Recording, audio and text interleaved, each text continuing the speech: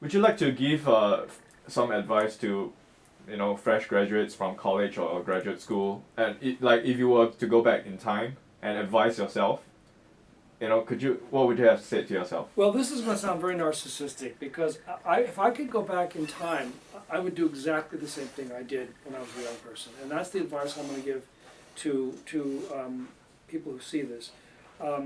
There's a lot of noise in the world, right? We're bombarded with it, and composers, I think in particular, have to learn to shut a lot of it out. We have noise from critics, from teachers, from people who say music should be this, music should be that, don't do this, do this. If you don't do this, you're no good, blah, blah, blah. All this noise. And, we, especially young composers, might be very tempted to fall into that, listen to it. Oh, so-and-so has won this competition, or I need to go win that competition, or so-and-so has an orchestra piece, done by the Louisville Symphony. Oh, I better go and do that, right? So we're always sort of chasing what other people are doing, and focusing on what others are doing in a kind of calculated way. I see this a lot in young people, young composers, and then I'm sure the same was true when I was young as well.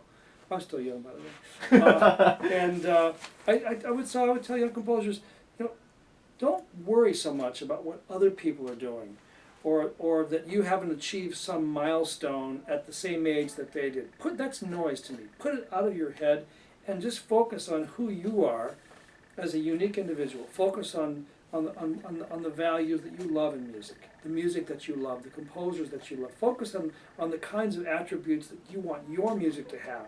And don't worry so much about this ism or that ism, or spectralism or minimalism or post-minimalism, or all these stupid isms that come along, which, by the way, by the time they're named, are already old-fashioned. Okay.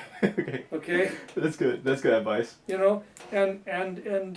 So if you're always chasing the ism, you're always going to be behind. You're not going to succeed in your own goal. But if you forget about that stuff and just try to find your own music, even if it's not something that's fashionable, right? You may not have success right away. You may never have success. That's a risk that you take. You may never. There's no guarantee that you're going to have success, but I think you're much more likely to have success if you do what I'm saying.